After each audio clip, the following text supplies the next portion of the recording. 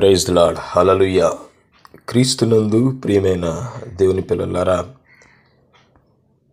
మీ అందరికీ ప్రభువైన యేసుక్రీస్తు నామంలో వందనాలు తెలియజేస్తున్నామండి.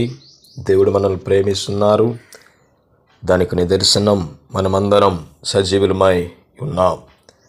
ఈ సమయంలో మనం ప్రార్థన చేసుకొని దేవుని వాక్యాన్ని ధ్యానం చేసుకుందాం. పరిశుద్ధుడైన తండ్రి, మీ ఘనమైన నామానికి స్తోత్రం తండ్రి. అబ్రహాం, ఇస్సాకు, యాకోబుల యొక్క దేవ, మీరు మాతో ఉన్నందుకు స్తోత్రం తండ్రి. ఈ సమయంలో ఈ ఆడియో మెసేజ్ని బట్టి స్తోత్రం తండ్రి. ఉన్నవారిని దీవించండి, ఆశీర్వదించండి అయ్యా. ప్రార్థనకు వ్యతిరేకంగా రూపించబడిన ఈ ఆయుధం వర్దలు తండ్రి, మీరే అందరితో మాట్లాడమని యేసునామములో అడుగుతున్నాం తండ్రి. ఆమేన్. క్రీస్తునందు ప్రియమైన దేవుని పిల్లలారా, మీ అందరికీ వందనాలు తెలియజేస్తున్నాను. ఈరోజు దైవజనుడైన మోషే గారు చేసిన ప్రార్థనను మనం ఈ ఉదయకాల సమయంలో ధ్యానం చేసుకుంటున్నాం. మనకందరు తెలిసినట్టు దేవుని వాక్య భాగం కీర్తనలు 90వ కీర్తన మొదటి వచనం మనం చూసినట్లయితే, ఇక్కడ మోషే గారు ప్రార్థన చేస్తున్నారు. ఏమని చేస్తున్నారు ఆయన? మనం బైబిల్ తెరిచినట్లయితే, ప్రభువా, తరతరముల నుండి మాకు నివాస స్థలము నీవే అని ఇక్కడ దైవజనుడైన మోషే గారు ప్రార్థన చేస్తున్నారు. మోషే గారి యొక్క నాయకత్వంలో ఇశ్రాయేలీయులు ప్రజలు 40 సంవత్సరాలు ఎడారిలో తిరుగుతూ గుడారాలలో నివాసం చేస్తున్నారు. తమది కాని ఐగుప్తు దేశము నుండి తమకు దేవుడు వాగ్దానం చేసిన కనానుకు ప్రయాణం సాగిస్తున్నారు. అప్పుడు భూమి మీద బాటసారుల వలె, పరదేశుల వలె, యాత్రికుల వలె వారి యొక్క పయనం సాగుతుంది. అయితే వారికి స్థిరమైన ఒక శాశ్వతమైన నివాస స్థలం ఒకటి ఉంది. అది సాక్షాత్తు యెహోవా దేవుడే. అందుకే మోషే గారు చెప్పగలుగుతున్నారు, ప్రభువా, తరతరముల నుండి మాకు నివాస స్థలము నీవే. మోషే గారు చెప్తున్న ఈ మాట మన జీవితాలకు గొప్ప ఆధ్యాత్మిక పాఠంగా మనం తెలుసుకోవాలి. ఎందుకంటే క్షయమైన నివాసముల కోసమే మన ఆరాటం, పోరాటం. అక్షయమైన శాశ్వతమైన నివాసాన్ని గూర్చిన తలంపే మనకి ఏమాత్రం ఉండదు. ఒక్క విషయం చెప్పాలంటే, కోట్లు కొమ్మరించి కట్టిన ఈ నివాసం ఒక దినాన నేల కూలి మట్టిలో కూలిపోవాల్సిందే. లేదా నువ్వు సంపాదించిన ఆస్తులు, అష్టైశ్వర్యాలన్నీ నువ్వు అనుభవించకుండా వేరే వాళ్ళు అనుభవించక తప్పదు. అందుచే నీవు మిద్దె మీద జీవించిన, పూరి గుడిసెలో జీవించిన, అలానే కొండ గుహలలో నివాసమున్న నీ శాశ్వత నివాసం ఒకటి ఉంది. అదే పరలోకం. నీ సజీవమైన దేవుడే నీకు నివాస స్థలమా అని ఎప్పుడు నువ్వు మర్చిపోవద్దు. ఈ విషయాన్ని నీవు నమ్మితే ధనవంతుల భవనాలను చూసి అసూయ చెందాల్సిన పని లేదు. అంతేకాకుండా నీవు ఏ స్థితిలో ఉన్నావో ఆ స్థితిని బట్టి సంతృప్తి కలిగి ఆ నిత్య నివాసం కోసం ఎదురు చూడాలి. దానిని స్వతంత్రించుకోగలగాలంటే నీవు ఈ లోకం వైపు చూడవద్దు. మనకు నివాస స్థలమైన దేవుని వైపు మనమందరం చూద్దాం. హల్లెలూయా. పర్వతములు పుట్టక మునుపు, భూమిని లోకమును నువ్వు పుట్టింపక మునుపు యుగ యుగములు నీవే దేవుడు అని కీర్తనలు 92లో మోషే గారు చెప్తున్నారు. ఇంకా మనం కానీ చూసినట్లయితే దేవుని బిడ్డలారా, మోషే గారు తన ప్రార్థనలో దేవుని యొక్క ఉనికిని ప్రస్తుత ఉన్నారు. నీవే సృష్టికర్తవు. సృష్టికి ముందు నీవు ఉన్నావు. సృష్టి గతించిపోయిన తర్వాత నీవు ఉంటావు. కానీ నేటి మనిషి దేవుడే లేడు. మా మామ కోతి, మా తాత కొండముచ్చు, మా నాన్న చింపాంజీ, నేను ఒక పంది పిల్లను, బురదలో నుండి బయటికి రాను అంటున్నాడు. అంతేగాని నేను దేవుని స్వరూపంలో దేవుని చేత సృష్టించబడ్డాను, నేను దేవుని కుమారుడను, కుమార్తెను అని చెప్పుకోవడానికి మాత్రం ఒప్పుకోవడం లేదు, ఇష్టపడడం లేదు. సృష్టికర్త ఉనికిని ప్రశ్నిస్తున్నాడు. సృష్టికర్తను మరచి సృష్టినే పూజించే స్థాయికి దిగజారాడు మనిషి. ఒకసారి నేను ఒక ప్రయాణంలో ఒక ఊరిలో వాక్యం చెప్పేసి వస్తున్నప్పుడు ఒక పెద్ద మనిషి, సుమారు ఆయనకు ఒక 70-75 సంవత్సరాలు ఉంటాయి. ఆయన పేరేందో నాకు ఐడియా లేదు. కానీ ఆ రోజు అతడు ఏం మాట్లాడుతున్నారంటే, అన్ని విలువలు తెలిసి అన్ని లౌకికంగా అంతా తెలిసిన అతను నా దృష్టిలో దేవుడు లేడు, దయ్యం అనేసరికి బాధేసింది. అప్పుడు అర్థమైంది, దేవుడు లేడని బుద్ధిహీనులు తమ హృదయంలో అనుకుంటారు. భూమిని లోకమును పుట్టించినది ఎవరు? మన సృష్టికర్త అయిన ప్రభువైన యేసుక్రీస్తు. హల్లెలూయా. ఆయనే. ఈ సృష్టిలో నీకు ప్రత్యేకత ఉంది. అందుకే సృష్టినంతా నీ కోసం సృష్టించి తర్వాత నిన్ను సృష్టించాడు. నువ్వు ఈ లోకంలో ప్రవేశించావంటే నీ పట్ల దేవునికి ఒక ప్రణాళిక ఉన్నది. ఆ ప్రణాళికలో నీవు ఉన్నావు అని జ్ఞాపకం ఉంచుకో. మోషే గారు చెప్తున్నట్లుగా యుగ యుగాలకు ఆయనే దేవుడు. హల్లెలూయా. ఆయనను కాదని నీవేం చేయలేవు. ఒకవేళ ఏదైనా చేసినా గమ్యం మాత్రం తీవ్రమైన భయంకరంగా ఉంటుంది. అందుకే సెలవును కాదని కాలదన్నే స్వేచ్ఛ నీకుంది, కానీ మహాధవల సింహాసనపు తీర్పును కాదనే అవకాశం నీకు లేదు. పర్వతములు పుట్టక మునుపు, భూమిని లోకమును పుట్టింపక మునుపు యుగ యుగములకు ఆయనే దేవుడు. సహాయం ఉండగానే నీ సృష్టికర్తను పాదముల చెంత చేరు. ప్రియమైన దేవుని బిడ్డ, 90 ఈ విధంగా సెలవిస్తుంది, నువ్వు మనుషులను మంటికి మార్చుచున్నావు, నరులారా తిరిగి రన్నని సెలవిచ్చుచున్నావు అని ఇక్కడ మనం చూస్తున్నాం. దేవుడు మట్టి నుండి మానవుణ్ణి రూపించి జీవాన్నిచ్చి భూమి మీద జీవించమని, మరలా కొంతకాలం తర్వాత నీ సమయం అయిపోయింది, ఎక్కడ నుండి తేబడ్డావో అక్కడికి వెళ్ళిపో అంటున్నారు. దీనినే మనం మరణం అంటాం.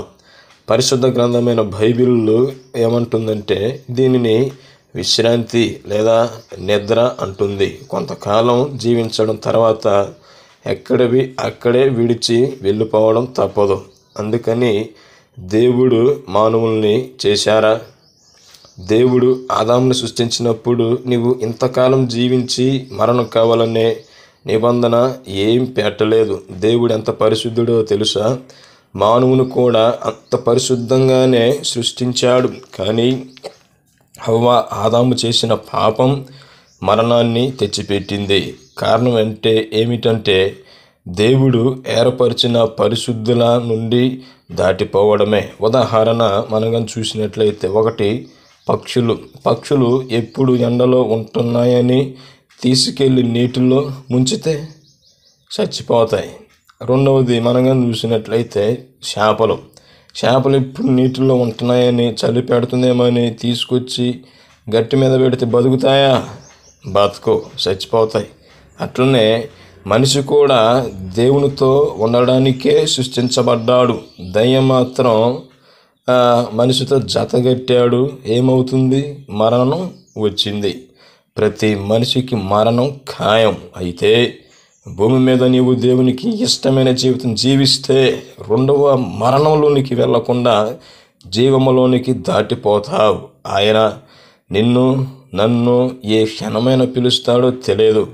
మన జీవితాలను సరిచేసుకొని ఆయన పిలుపుకు సిద్ధంగా ఉందాం.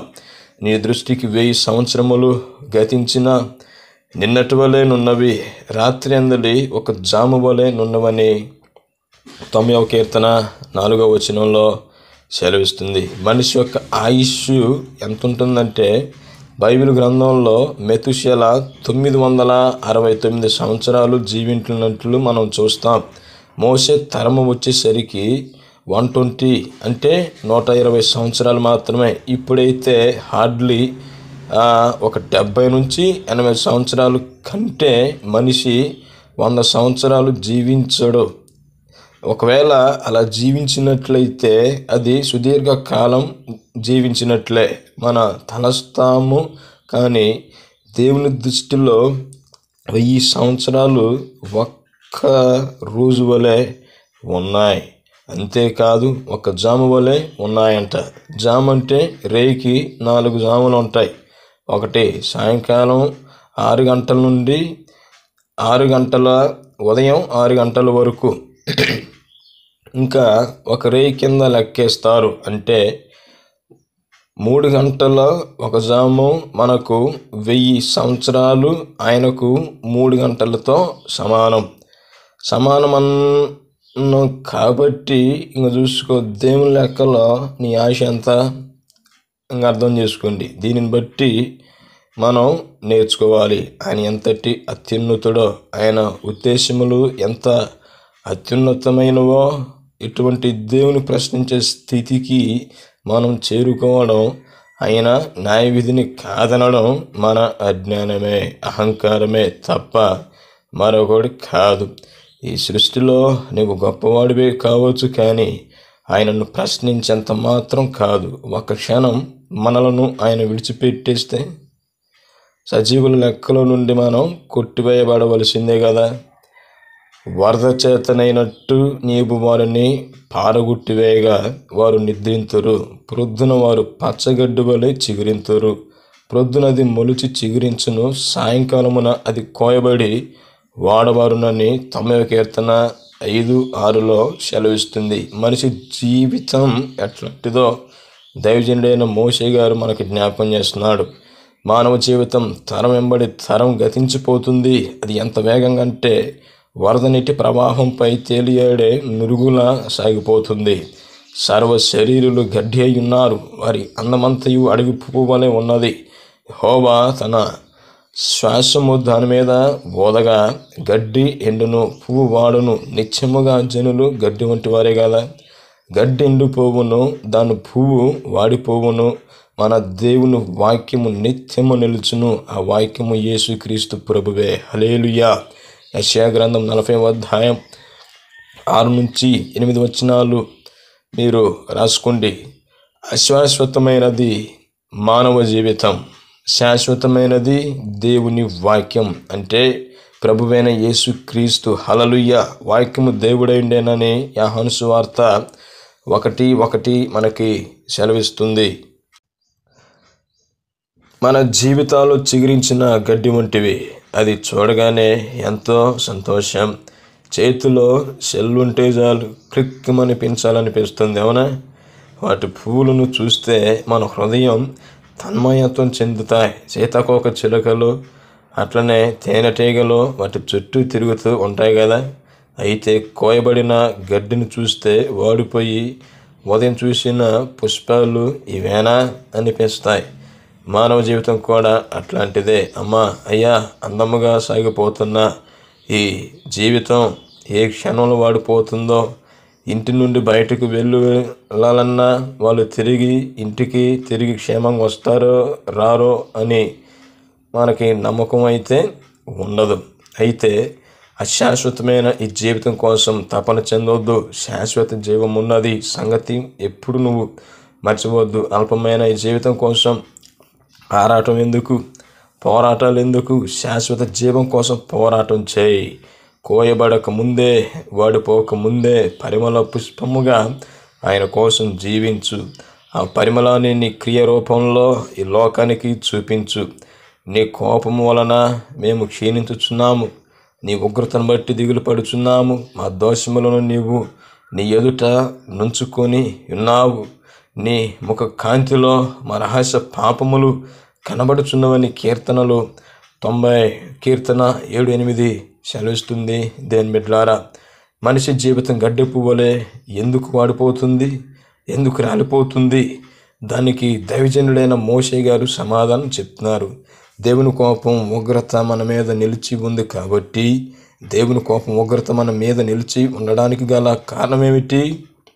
దానికి కూడా దైవజనుడైన మోషే గారు సమాధానం చెప్తున్నారు. మన దోషములు, అపరాధములు, పాపములు ఆయనకు కనబడుతున్నాయి కాబట్టి దేవునికి కనబడకుండా ఉండాలంటే ఏం చేయాలి? ఒకటే మార్గం. పాపం చేయకుండా ఉండాలంటే ఆయనకు తెలియకుండా చేయగలుగుతున్నాను అనుకోవడం అవివేకం. సంఘమును, సమాజమును, కుటుంబమును, తల్లిదండ్రులను, స్నేహితులను అందరినీ మోసం చేయగలిగిన దేవుని చేతులు మాత్రం అడ్డంగా దొరికిపోతావు. బహిరంగ అందరికీ తెలిసినట్లు చేసి అపరాధములు కొందరికి తెలిసిన రహస్య పాపములు మాత్రం ఎవరికి తెలియకపోవచ్చు. కానీ మన రహస్య పాపములు ఆయన ముఖ కాంతిలో స్పష్టముగా కనిపిస్తున్నాయి. పాపం జోలికి వెళ్లకుండా మనలను మనము ఎట్లా నియంత్రించుకోగలం? ఒకటే మార్గం, మన ప్రతి కదలికలోని ఆయన ముందు పెట్టుకోవడమే. ఆయన మనతో ఉన్నాడు, ఆయన చూస్తున్నాడు అనే తలంపు మనం గ్రహించుకోవాలి. ఇంకెప్పుడు నువ్వు పాపం జోలిపోకుండా నియంత్రించుకోగలుగుతావు.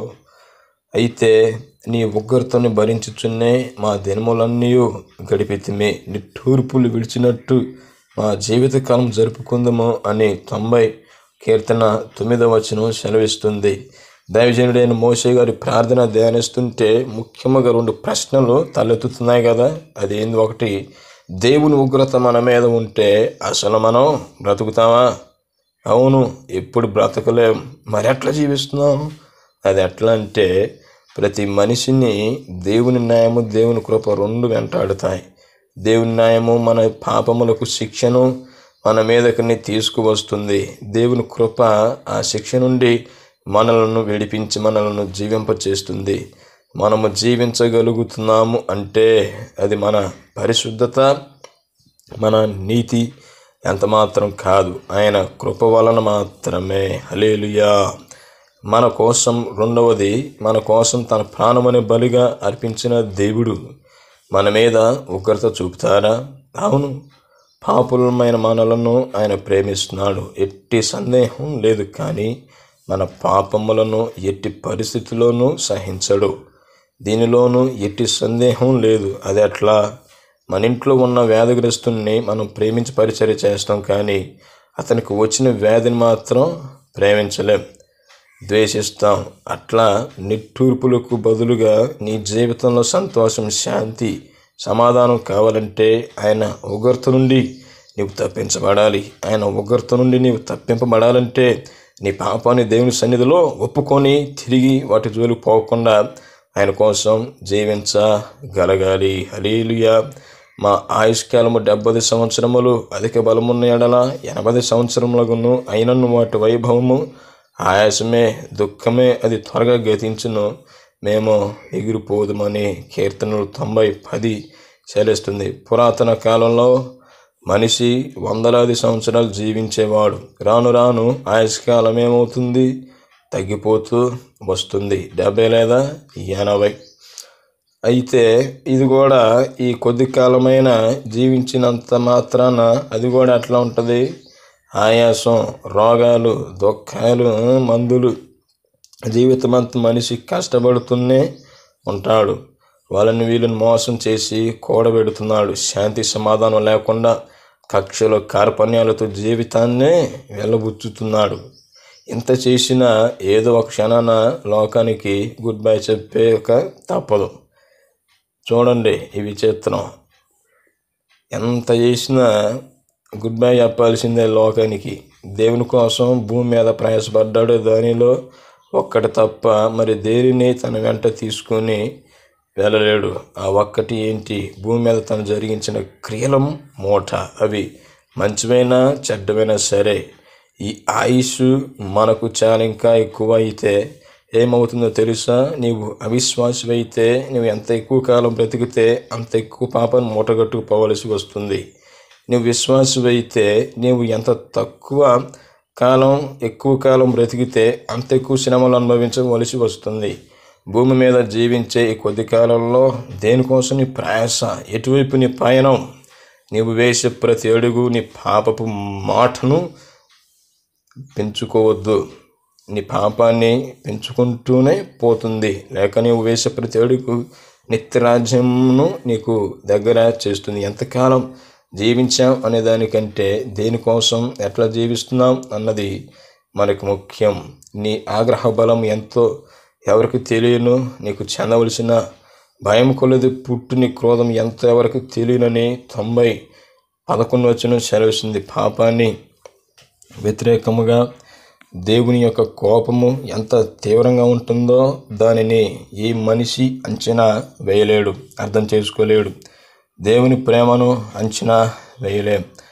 అదే సమయంలో దేవుని ఉగ్రతను కూడా అంచనా వేయలేం. ఆయన కోపం భయంకరమైనది, అది భీకరమైనది, గంభీరమైనది, అది హడలు పుట్టించేది, మాటల్లోనిది వర్ణించలేనిది. ఆయన కోపని మీద రగులుకుంటే పట్టణములు, పొలములు, పిల్లల పాడి పంటల విషయంలో నీవు శపించబడతావు. జాగ్రత్త. తెగుళ్ళు, రోగాలు నిన్ను వెంటాడతాయి. ఆకాశము ఇత్తడి వలె, భూమి ఇనుము వలె మారి దాని సారాన్ని అనుభవించలేవు. ద్రాక్ష తోట నాటుతావు కానీ దాని పండ్లు తినవు. ఇల్లు కడతావు కానీ దానిలో నివాసించలేవు. నీ శత్రువులు ఎదుట నీవు నిలవలేవు. అనునిత్యము హింసలు, బాధలే నీ పిల్లలు చేర్పట్టబడతారు. ఆయన కోపానికి కారణం మన పాపం. వద్దు, మన పాపాన్ని కప్పుకుని ప్రయత్నం చేయదు. దయచేసి అందరూ ఒప్పుకోండి. మాకు జ్ఞానము హృదయము కలుగునట్లుగా చేయము. మా దినములు లెక్కించుటకు మాకు నేర్పమని 12వ వచనం సెలవిస్తుంది. దైవజనుడైన మోషే గారు, ప్రభువా మాకు జ్ఞాన హృదయము దయచేయి అని ప్రార్థిస్తున్నారు. అంటే మాకు జ్ఞాన హృదయం లేదు అని ఒప్పుకుంటున్నారు. మనమైతే మనకు మనమే జ్ఞానవంతులుగా ఊహించుకొని అజ్ఞానములో సాగుతున్నా. మా దినములు లెక్కించడం మాకు నేర్పమని మోషే గారు ప్రార్థిస్తున్నారు. రోజులు గడిచే కొలది మరణానికి దగ్గరవుతున్నాం. అయితే తలంపు కంటే వయసు మీద పడుతుంది. ఇంకా సంపాదించాలి, అదే తపన తప్ప జీవితం ముగిసిపోతే మనం ఎక్కడికి వెళ్తామో అనే ప్రశ్న మాత్రం మన మదిలో లేకుండా పోతుంది. మనము ఇటు రీతిగా ప్రార్థించగలిగితే, ప్రభువా మాకు జ్ఞాన హృదయము కలుగునట్లు చేయము, మా దినములు లెక్కించుటకు మాకు నేర్పుము.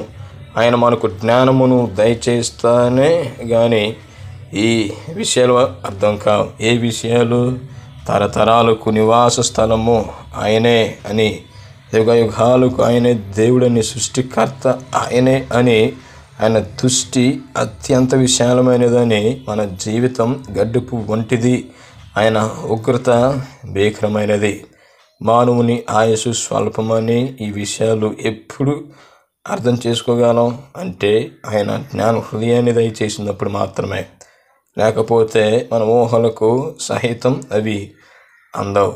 పై వాటిని గురించిన జ్ఞానం మనకు లేకపోతే మన జీవిత గమ్యమేమిటో ఈ భూలోకంలో మనం తెలుసుకోలేం. గమ్యం తెలిసినప్పుడు ఇక దాన్ని అందుకోవడం అసాధ్యం. ఈ లోక జ్ఞానం ఆయన దృష్టిలో వెర్రితనం.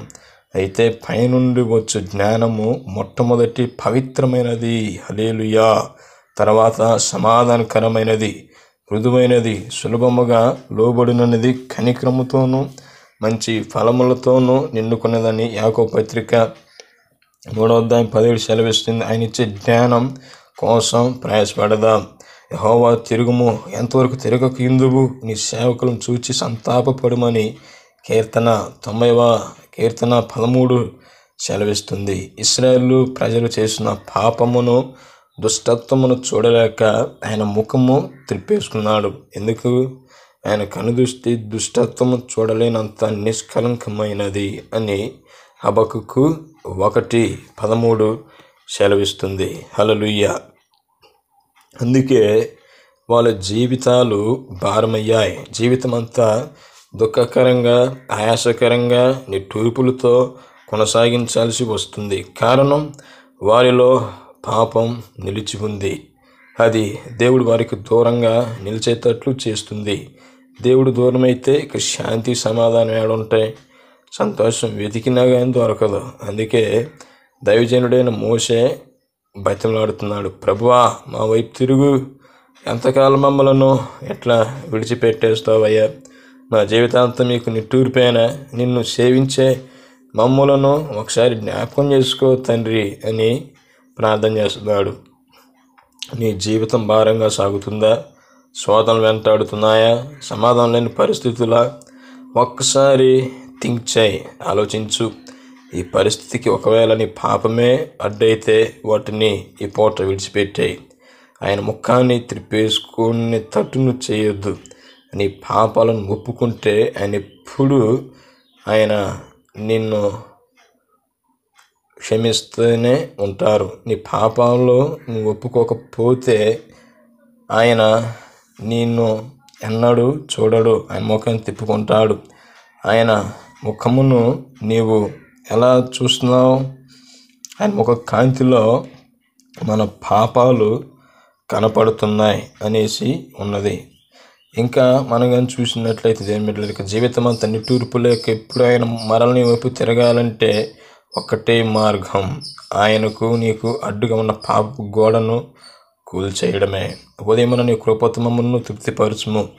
అప్పుడు మేము మా దినములన్నీ ఊహించి సంతోషించేదము.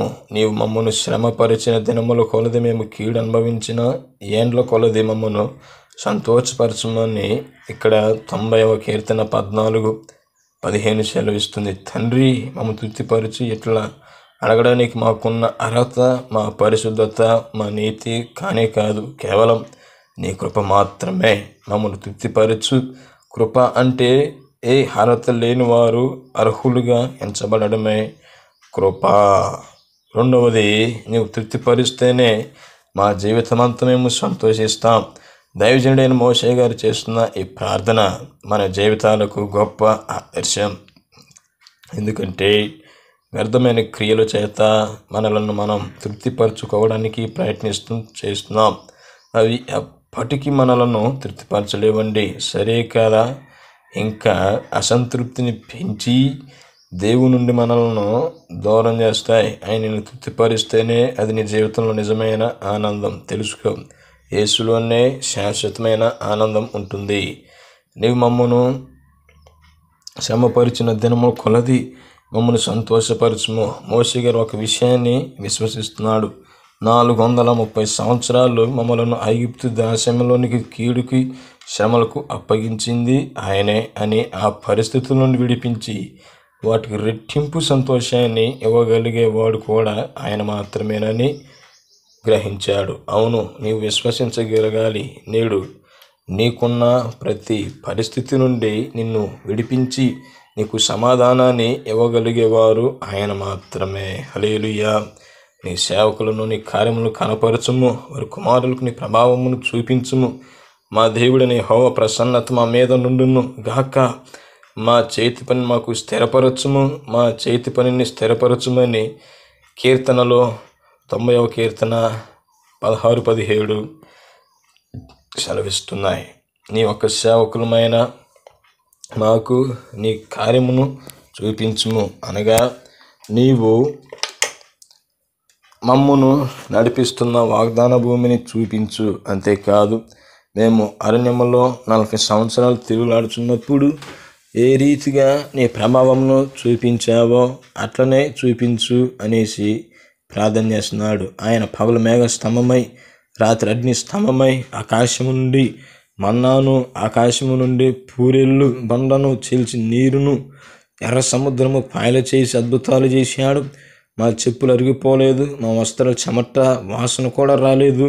ఎట్లాంటివి ఎన్నో అద్భుతాలు యేసయ్య ఇశ్రాయేలు ప్రజల కోసం చేసినట్టు మోషే గారు మనకి సెలవిస్తున్నారు. హల్లెలూయా. ఇంకా చూసినట్లే దేని మెడలారా, ఇదే రీతిగా పిల్లల పట్ల కూడా అట్టి ప్రభావమును చూపించమని ప్రార్థన చేయాలి. మా దేవుడని యెహోవా, నీ ప్రసన్నత మాకు మా పిల్లలకు కావాలి. నీ సేవకులమైన మాకు మా పనిని స్థిరపరచుము. ఎంతటికి వీరి పని ఏమిటి అని మనం చూసినట్లయితే ఆయన సేవించడమే మన పని.